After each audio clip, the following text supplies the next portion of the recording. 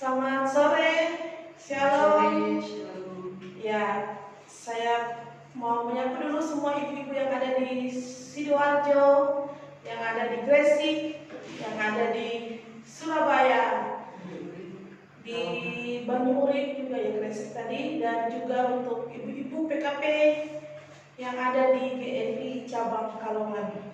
Kita bersyukur kepada Tuhan karena pertolongan Tuhan. Kalau kita ada sampai hari ini, menikmati hari ini, kita tahu semua hanya karena anugerah Tuhan. Mari untuk mempersiapkan hati kita untuk masuk dalam ibadah kita pada sore hari ini, kita memuji Tuhan. Ku ada sebab anugerah-Mu.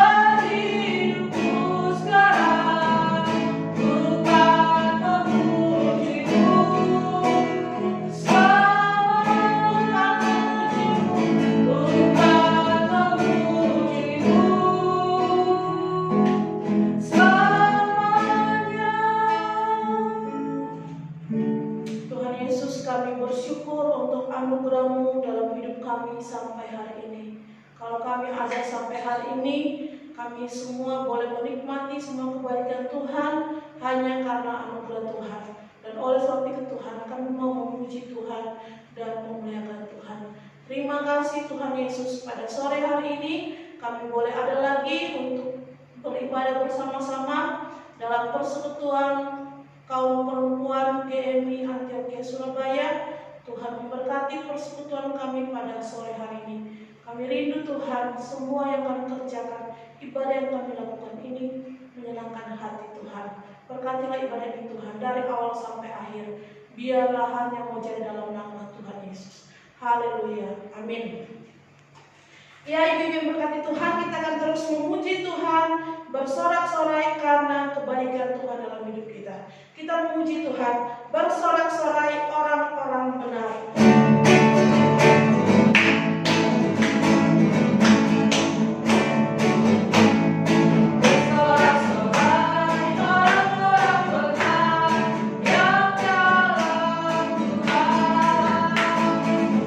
Raja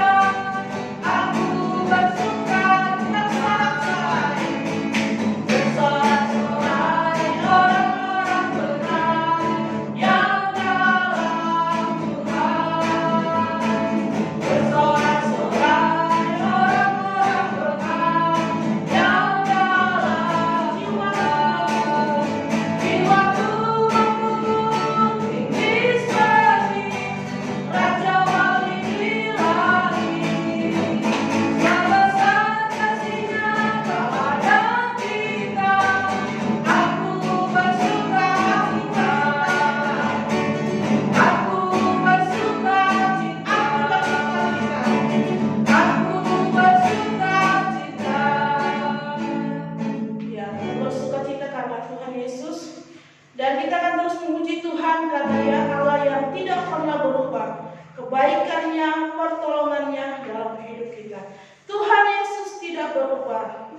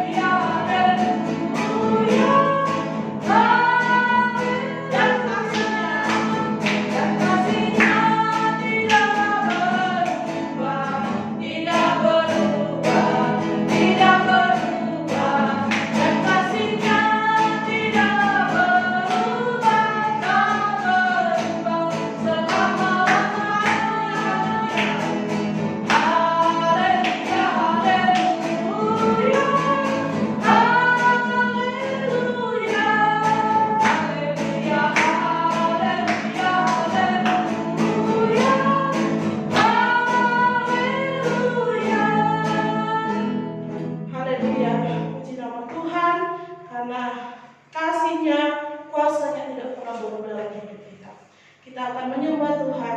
Kita mau meninggikan nama Tuhan pada saat ini. Mari ibu semua kita memuji Tuhan. Yesus, Kau kebenaran yang benar.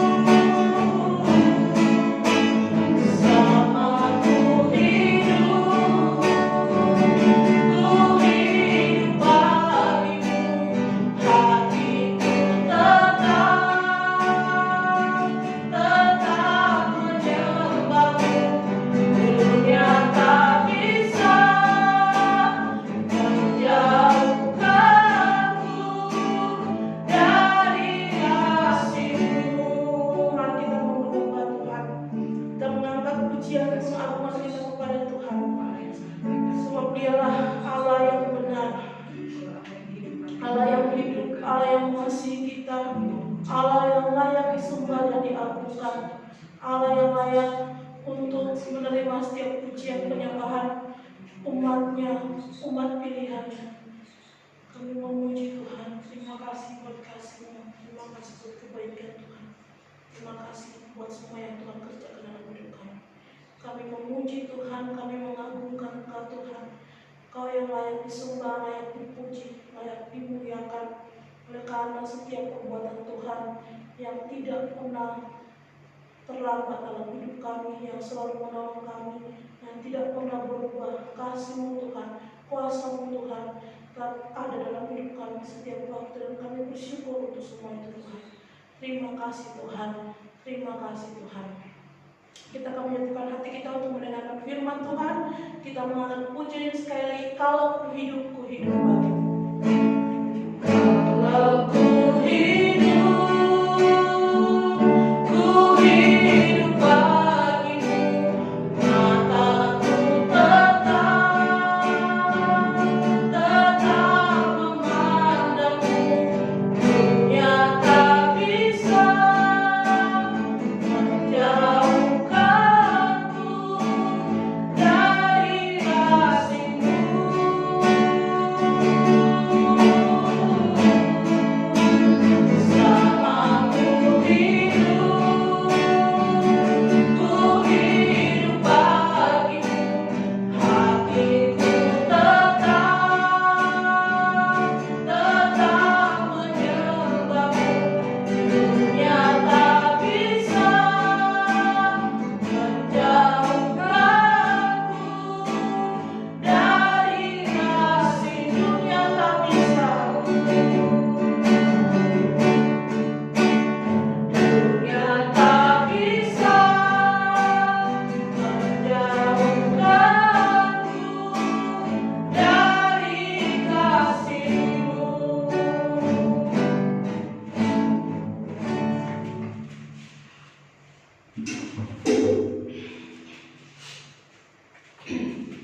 Terima kasih Tuhan, kami bersyukur memiliki Allah yang hidup di dalam Tuhan Yesus Kristus.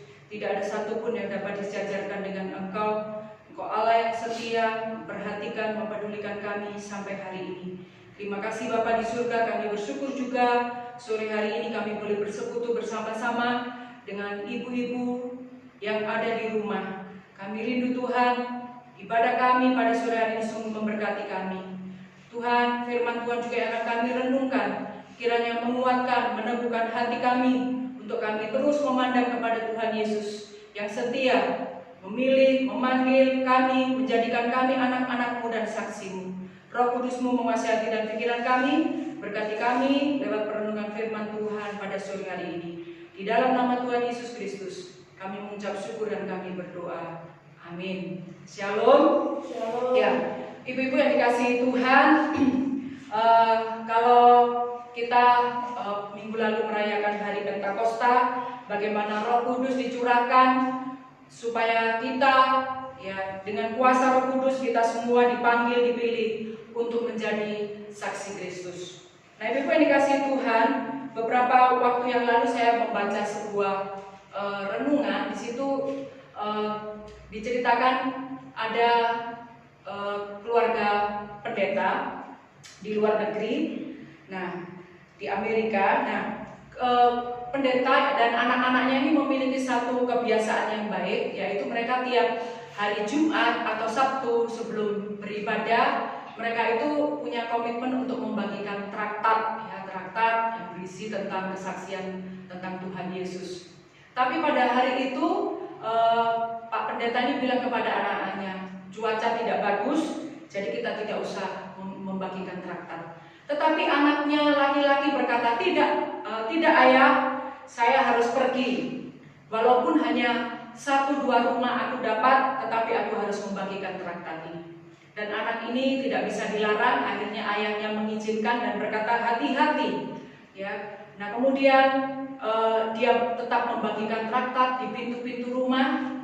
Dan ketika dia sudah mau kembali ke gereja, Dia melihat sebuah rumah, ya, rumah itu, dan dia merasa harus datang ke tempat itu. Nah, singkat cerita, di situ diceritakan bahwa anak ini mengetuk pintu. Dia mengetuk pintu tetapi tidak ada yang membukakan, dan dia semakin keras mengetuk pintu dan dia berkata, tolong bukakan, aku harus bertemu dengan pemilik rumah ini. Dia terus mengetuk pintu itu, dan kemudian apa yang terjadi? Seorang wanita membuka pintu, wajahnya sangat kusam, dan dia berkata, ada apa engkau datang ke rumahku? Aku hanya mau memberikan ini, ya. Kemudian anak itu memberikan traktat yang kecil kepada perempuan itu, dan dia berkata, Tuhan Yesus memberkati engkau, Tuhan Yesus memberikan kehidupan kepadamu. Anak ini pulang, ya, dia pulang dengan sukacita, dia tidak tahu apa yang terjadi. Esok pagi di dalam ibadah, Pak Pendeta setelah menyampaikan firman Tuhan berkata, siapa di sini mau menyaksikan kebaikan Tuhan? Dan di situ ada seorang perempuan yang usianya tidak muda, ya boleh dibilang sudah dewasa. Dia berdiri dan dia katakan, saya mau menyaksikan kebaikan Tuhan. Dia berkata, saya bersyukur Tuhan mengirimkan malaikat kecil ini kepada saya. Dia menunjuk anak Pak Pendeta itu.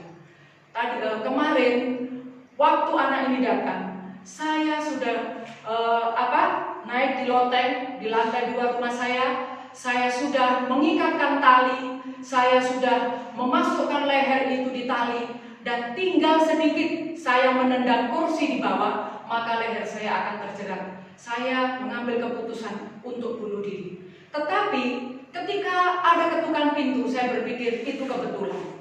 Karena di kompleks ini saya tidak pernah dipedulikan. Tetapi semakin lama ketukan di pintu semakin keras dan ada suara, bukakan pintu, saya mau bertemu dengan pemilik rumah ini.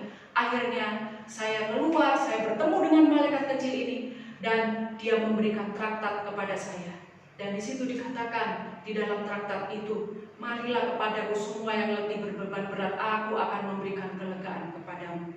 Yesus memberikan jaminan kehidupan kepada saya. Dan akhirnya saya yang harusnya mati binasa, tapi karena malaikat kecil yang dikirim Tuhan ini, saya bisa menyerahkan hidup saya kepada Tuhan Yesus Kristus. Nah, ibu-ibu dikasihi Tuhan, kita semua yang sudah dipenuhi dengan Roh Kudus, kita semua juga memiliki tanggung jawab untuk menceritakan siapa Yesus yang sudah mengubahkan hidup kita kepada orang lain, seperti anak pendeta yang masih kecil.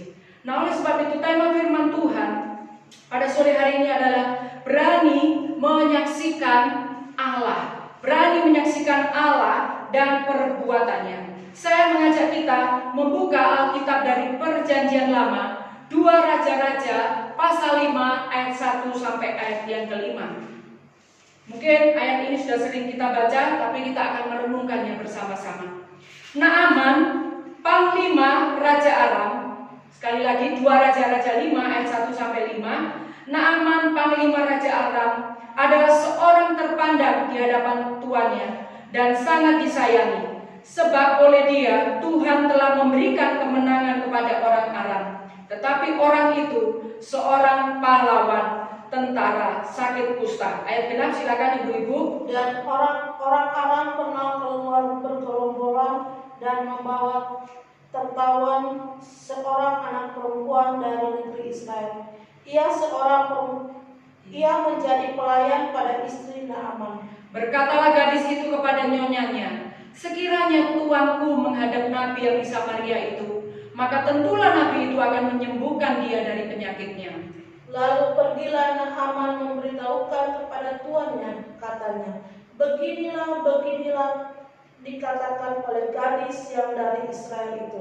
Maka jawab Raja Aram, baik, pergilah, dan aku akan mengirim surat kepada Raja Israel. Lalu pergilah Naaman dan membawa sebagai persembahan 10 talenta perak dan 6.000 shikal emas dan 10 potong pakaian. Kita baca lagi ayat 15 sampai ayat yang ke-19. Kemudian kembalilah ia dengan seluruh pasukannya kepada abdi Allah itu. Setelah sampai, tampillah ia ke depan Elisa dan berkata, sekarang aku tahu bahwa ada Allah kecuali di Israel. Karena itu terimalah kiranya suatu pemberian dari hamba-Mu ini. Tetapi Elisa menjawab, demi Tuhan yang hidup, yang di hadapannya aku menjadi pelayan, sesungguhnya aku tidak akan menerima apa-apa. Dan walaupun Naaman mendesaknya supaya menerima sesuatu, ia tetap menolak. Akhirnya berkatalah Naaman, jikalau demikian, biarlah diberikan kepada hamba-Mu ini tanah sebanyak muatan sepasang bagal, sebab hamba-Mu ini tidak lagi akan mempersembahkan korban bakaran atau korban sembelihan kepada Allah lain kecuali kepada Tuhan. Dan kiranya Tuhan mengampuni hamba-Mu ini dalam perkara yang berikut. Apabila tuanku masuk ke kuil Rimon untuk sujud menyembah di sana, dan aku menjadi pengapitnya, sehingga aku harus ikut sujud menyembah dalam kuil Rimon itu, kiranya Tuhan mengampuni hamba-Mu ini dalam hal itu. Maka berkatalah Elisa kepadanya, pergilah dengan selamat. Setelah Naaman berjalan tidak beberapa jauh daripadanya. Nah, berani bersaksi tentang Allah dan perbuatannya. Nah, Ibu-ibu yang dikasihi Tuhan, lewat kebenaran firman Tuhan pada hari ini kita akan belajar dari teladan seorang budak perempuan Yahudi yang berani bersaksi tentang Allah.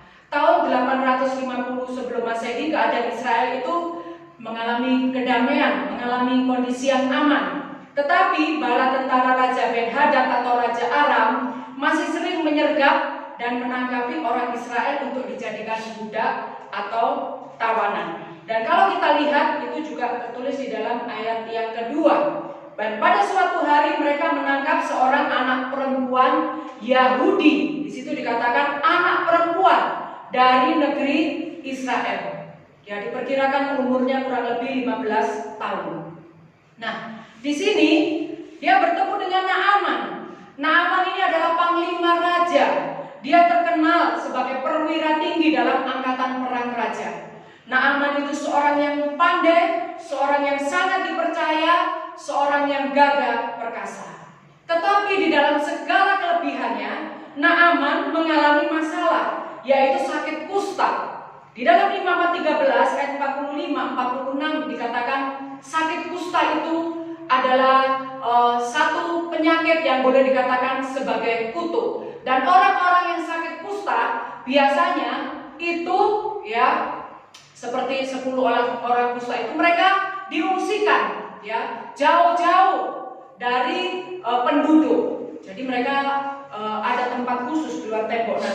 Dan kalau kita lihat sebagai seorang panglima, sekalipun dia gagah perkasa, tetapi ketika dia sakit kusta, ini menjadi satu pengalaman buruk dan menjadi masalah yang besar ya. Karena kalau ada orang kusta lewat itu kan biasanya dibilang najis, penyakit yang najis. Dan kalau sekarang itu dikatakan penyakit yang menular. Dan ini adalah satu masalah. Tetapi yang menjadi luar biasa di dalam masalah yang dihadapi oleh Naaman, di sini kita melihat dua kalimat sederhana yang diucapkan oleh budak perempuan ini. Sekiranya tuanku menghadap nabi yang di Samaria itu. Siapa itu? Nabi Elisa. Maka tentulah nabi itu akan menyembuhkan dia dari penyakitnya. Nah, sebetulnya seorang budak tidak boleh berbicara langsung kepada majikannya, apalagi ini seorang panglima. Tapi kita melihat ada satu keberanian yang dimiliki oleh gadis ini. Nah, apa yang dapat kita pelajari dari budak perempuan Yahudi dengan dua kalimat sederhana ini? Sekiranya tuanku menghadap nabi yang di Samaria, Nabi Elisa itu, maka tentulah nabi itu akan menyembuhkan dia dari penyakitnya. Yang pertama kita belajar, gadis ini berani menyaksikan Allah dan perbuatannya karena dia memiliki iman yang besar kepada Allah Israel, ya. Dan kalau kita lihat, walaupun dia menjadi tawanan, tetapi dari kecil dia sudah dididik dengan Taurat Tuhan. Dan dari kecil dia sudah sering mendengar kesaksian bagaimana Allah menolong orang bagaimana Allah melindungi orang Israel selama 40 tahun di padang gurun. Bagaimana Allah selalu menolong orang-orang Israel tepat pada waktunya. Dan kalau kita lihat, dia juga mengenal siapa itu abdi Allah, yaitu Elisa. Dia tahu bagaimana Elisa dipakai Tuhan, diberikan Tuhan karunia khusus, sehingga yang tertanam di dalam pikiran anak umur 15 tahun itu adalah Allah itu sanggup melakukan segala sesuatu di dalam kedaulatannya. Nah, ini yang pertama kita belajar. Kenapa dia berani bersaksi, menceritakan Allah yang Maha Kuasa, menceritakan abdi Allah yang dipakai oleh Allah, karena dia memiliki iman yang teguh di dalam Tuhan. Nah, ibu-ibu dikasihi Tuhan, betapa pentingnya kita mengajarkan iman yang hidup, memberikan teladan iman yang hidup, ya. Kita sebagai orang tua kepada anak-anak kita, kepada cucu-cucu kita kelak. Dari kecil kita memberikan firman Tuhan, mengajarkan firman Tuhan, mengajarkan iman yang benar di dalam Tuhan Yesus Kristus. Yesus Kristuslah satu-satunya Tuhan dan Juru Selamat yang mati, yang bangkit, yang naik ke surga, yang bisa mengampuni dosa. Itu harus terus kita tanamkan di dalam kehidupan anak-anak kita, sehingga dalam perjalanan waktu mereka juga bisa menyaksikan kebaikan Tuhan dalam hidup mereka. Maka di dalam Ulangan 6 ayat 6 dikatakan, ajarkanlah firman Tuhan itu ketika engkau duduk, ketika engkau berbaring, ketika engkau berjalan, dimanapun kita bisa mengajarkan tentang Tuhan Yesus kepada anak-anak kita. Maka kunci yang pertama ini, memiliki iman yang teguh. Kita tidak mungkin bisa menyaksikan kemurahan Tuhan, kebaikan Tuhan, kalau kita tidak memiliki iman di dalam Tuhan Yesus. Kemudian yang kedua, apa yang kita pelajari dari budak perempuan Yahudi ini? Ya, yang kedua, dia berani mengambil resiko. Yaitu apa? Kalau seorang budak lancang, ya boleh dikatakan lancang, dia menyampaikan sesuatu yang seharusnya tidak dia sampaikan tanpa ditanya, memberikan pendapat, itu adalah satu tindakan yang berisiko. Tetapi kalau kita lihat di sini, budak perempuan yang masih sangat muda ini, dia menyadari posisi dirinya, bahwa dia ini seorang budak, tapi dia sangat mengasihi Naaman, majikannya. Maka saya tahu Tuhan menggerakkan dia untuk dia berbicara. Dan di sini, di dalam dia menyampaikan siapa Tuhan Allah Israel, dia tidak merasa dirinya terlalu muda. Dia tidak merasa rendah diri walaupun dia seorang pembantu, dia seorang budak. Dia tidak menunggu dulu kalau jabatannya dinaikkan sebagai kepala budak. Dia tidak menunggu dia berpendidikan dulu. Dia menyampaikan kesaksian tentang perbuatan Tuhan. Tapi di sini dia berani mengambil risiko. Karena dia juga punya keyakinan bahwa dia hidupnya sudah ditolong oleh Tuhan. Allah itu berdaulat atas hidup dan matinya. Jadi kalaupun dia menyampaikan kebenaran Allah, kebesaran Allah, kalaupun dia harus mati, ya dia katakan, aku sudah menyampaikan kebenaran itu. Nah, dan kalau kita lihat di sini, budak perempuan ini tidak mungkin berani mengambil resiko, menyampaikan berita ya kepada tuannya, kalau dia tidak memiliki relasi yang baik dengan majikannya. Tapi kalau kita lihat di sini, sebagai seorang budak, sebagai seorang pelayan, dia sudah melakukan tugasnya dengan baik. Kalau dia kerjanya asal-asalan, maka ngomong apapun dia tidak akan dipercaya oleh majikannya. Tetapi karena majikannya ini, nyonyanya ini, ya, melihat bagaimana anak ini bekerja dengan baik, maka perkataan atau kalimat dari budak perempuan ini didengarkan oleh majikannya. Nah, ibu-ibu dikasihi Tuhan, di dalam kehidupan kita melihat bagaimana budak ini memiliki relasi, memiliki hubungan yang baik dengan majikannya. Dia melakukan firman Tuhan di dalam Yakobus pasal 2 ayat 14 dan 26. Imannya itu disertai dengan perbuatan. Dia beriman kepada Allah Israel, maka dia juga mewujudkan perbuatan atau tindakan yang nyata. Jadi tidak dikatakan ngomong saja, asal bisa ngomong, tetapi apa yang dia ucapkan, apa yang dia lakukan, itu sejalan. Maka ketika dia menyampaikan kesaksian itu, majikannya mau mendengar. Dan yang ketiga, di sini dikatakan sekiranya. Kata sekiranya itu boleh dikatakan saya berharap. Dia tidak memaksa kepada tuannya. Saya berharap kalau bisa tuanku menghadap nabi yang di Samaria itu. Di sini dia tahu menempatkan diri. Sebagai budak, dia tidak mau memaksakan kehendaknya. Dia menghormati orang lain yang lebih tinggi. Dan di sini tidak ada unsur manipulasi atau paksaan. Kalau mau pergi, silakan pergi. Maka abdi Allah itu akan menyembuhkan. Dia tidak katakan nanti disembuhkan dengan disembur, nanti disembuhkan dengan diberi air minum dan sebagainya. Dia hanya mengatakan, ya, kalau menghadap nabi di Samaria, tentulah nabi itu akan menyembuhkan dia dari penyakitnya. Ini sangat penting, ya. Di dalam menyaksikan kebaikan Tuhan, kita harus menyaksikan apa yang ada. Tidak ditambahin, tidak dikurangi. Dan juga tidak memberikan janji-janji yang palsu. Apa yang kita alami bersama dengan Tuhan, itulah yang kita sampaikan.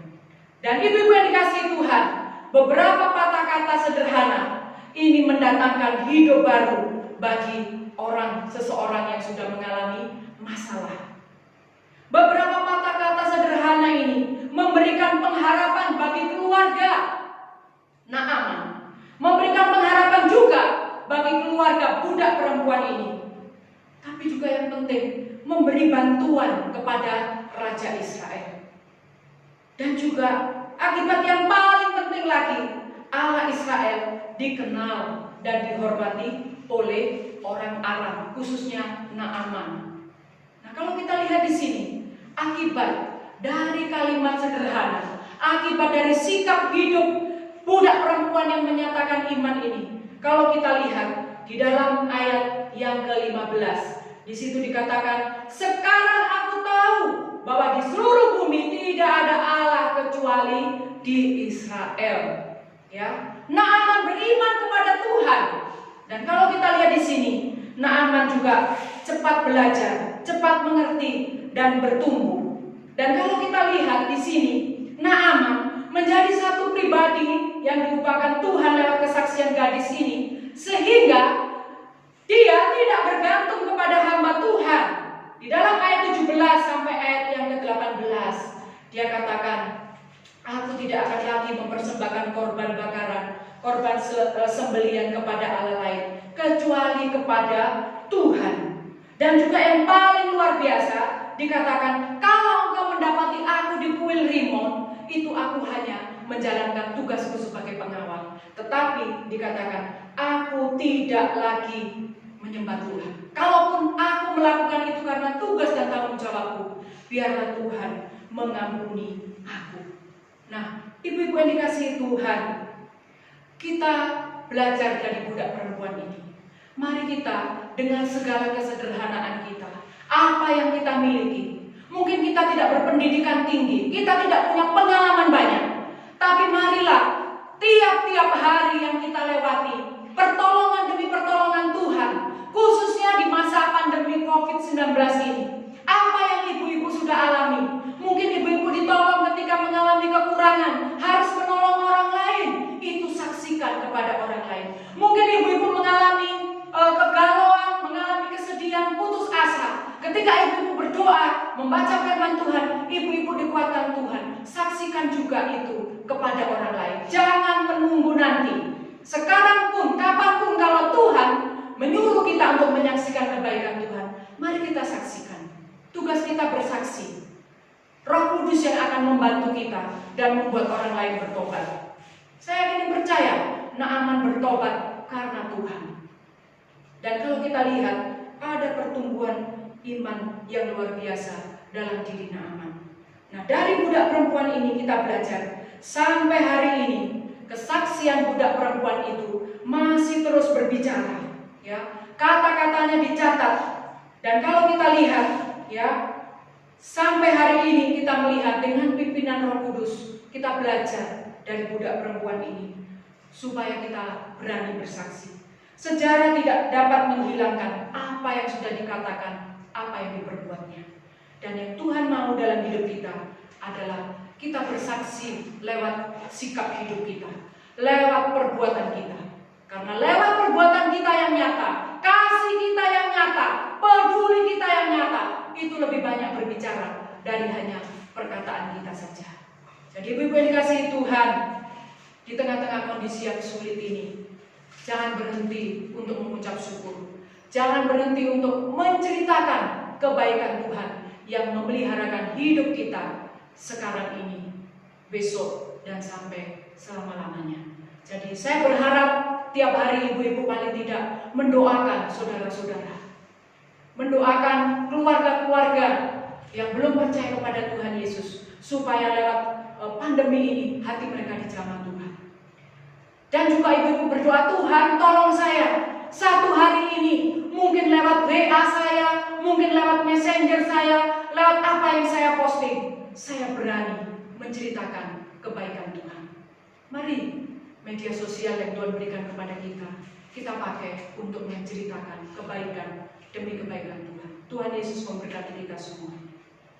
Tuhan Yesus, kami mengucap syukur untuk firman Tuhan pada sore hari ini. Tolonglah kami Tuhan dalam segala kesulitan kami. Seperti budak perempuan, dia tertawan, dia sulit, dia tidak mempunyai hak Tuhan.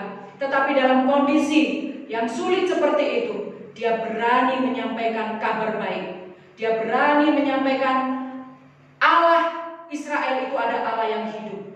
Maka tolonglah kami juga, situasi kesulitan yang ada dalam diri kami tidak membatasi kasih kami untuk kami menceritakan kabar baik kepada semua orang yang Tuhan percayakan untuk kami beritakan. Tolonglah kami Tuhan, Roh Kudus-Mu menguasai hati dan pikiran kami, sehingga Tuhan memberikan keberanian dan sukacita kepada kami untuk kami menjadi saksi-saksi-Mu. Di dalam nama Tuhan Yesus Kristus, kami mengucap syukur dan kami berdoa. Amin. Silakan.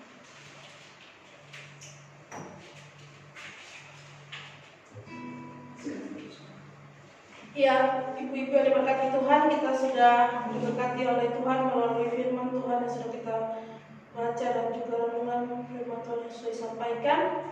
Dan kita akan memberikan persembahan kita. Kita memuji Tuhan segala puji syukur.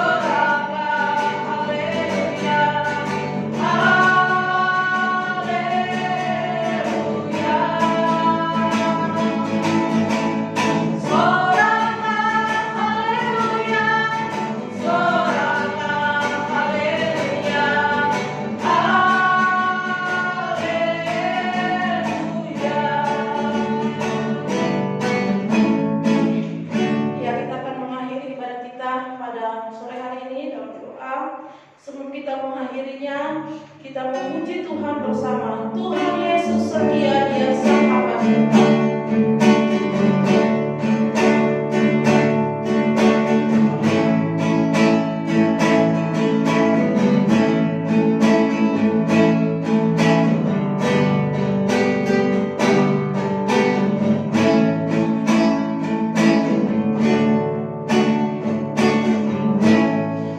Tuhan Yesus setia.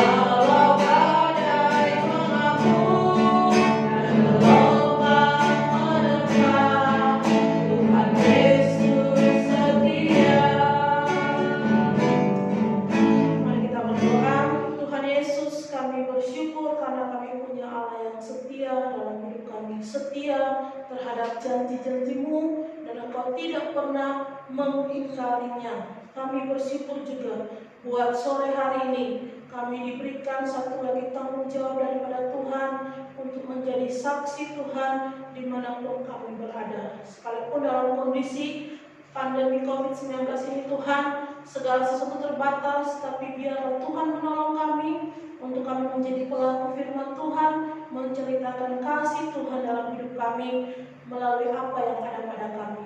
Terima kasih Tuhan, tolong kami semua sebagai ibu-ibu yang bertanggung jawab di rumah masing-masing untuk mengurus suami dan anak-anak, untuk menjadi penolong dalam rumah tangga. Berdoa supaya Tuhan Yesus memampukan, memberikan hikmat, kebijaksanaan daripada Tuhan, sehingga dapat mengurus segala sesuatu dengan baik, keluarga dengan baik. Dan kami rindu juga bahwa melalui keluarga-keluarga kami, biarlah kami juga boleh menjadi saksi Tuhan. Terima kasih Tuhan, berkati semua ibu-ibu dalam kesehatan mereka masing-masing. Tuhan menolong, memelihara, menjaga, menjauhkan dari segala virus-virus yang berbahaya, yang mematikan. Kami berdoa juga Tuhan memberkati juga untuk pekerjaan yang harus dikerjakan, mungkin harus keluar rumah untuk bekerja atau ke pasar dan sebagainya. Biarlah perlindungan Tuhan ada atas semua ibu-ibu yang ada di rumah Tuhan. Terima kasih Tuhan Yesus. Kami juga berdoa buat jemaat Tuhan atau ibu-ibu mungkin dalam kesehatan tubuh yang terganggu saat ini, kami tidak tahu, dan biarlah Engkau sendiri yang mengetahui, dan Engkau juga yang menyembuhkan dan memulihkan kesehatan mereka. Terima kasih Tuhan Yesus. Kami juga berdoa saat ini supaya pandemi COVID-19 cepat berakhir di bangsa dan negara kami, secara khusus di kota Surabaya. Kami berdoa biarlah Tuhan Yesus Engkau juga yang menolong Ibu Risma bersama dengan semua jajarannya dalam pemutusan mata rantai COVID-19 ini Tuhan, sehingga Tuhan Yesus kami rindu bahwa kami boleh beraktivitas dengan baik lagi di kota Surabaya, di Jawa Timur, bahkan di bangsa dan negara ini Tuhan. Terima kasih Tuhan Yesus. Kami percaya bahwa semua ini adalah rencana Tuhan, dan biarlah Engkau sendiri Tuhan yang menunjukkan kuasa-Mu atas kota kami ini Tuhan. Terima kasih Bapa di surga. Kami juga berdoa memberkati untuk semua pergumulan-pergumulan jemaat Tuhan yang ada di rumah masing-masing. Engkau Tuhan juga yang menolong. Terima kasih Tuhan, terima kasih. Dan kami berdoa biarlah semakin hari, semakin tambah hari iman semua ibu-ibu di rumah semakin bertumbuh dan berbuah, menghasilkan buah-buah yang baik bagi kemuliaan bagi nama Tuhan. Inilah doa kami Tuhan yang kami naikkan kepadamu, dan kami percaya bahwa anugerah Tuhan itu cukup dan akan terus menolong kami dari hari ke hari di waktu-waktu yang mendatang ini Tuhan. Terima kasih Tuhan. Di dalam nama Tuhan Yesus kami bersyukur untuk ibadah kami, dan kami akan mengakhirinya di dalam nama Tuhan Yesus. Bapa, terima kasih. Bapa,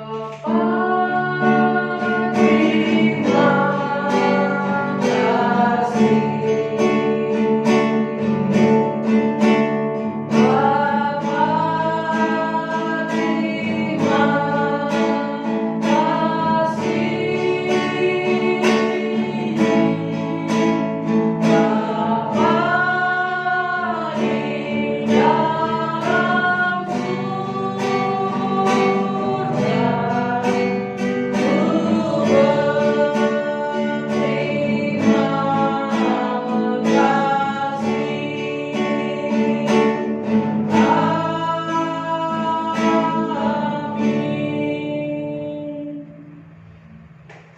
Amin. Selamat sore buat kita semua. Tuhan Yesus memberkati.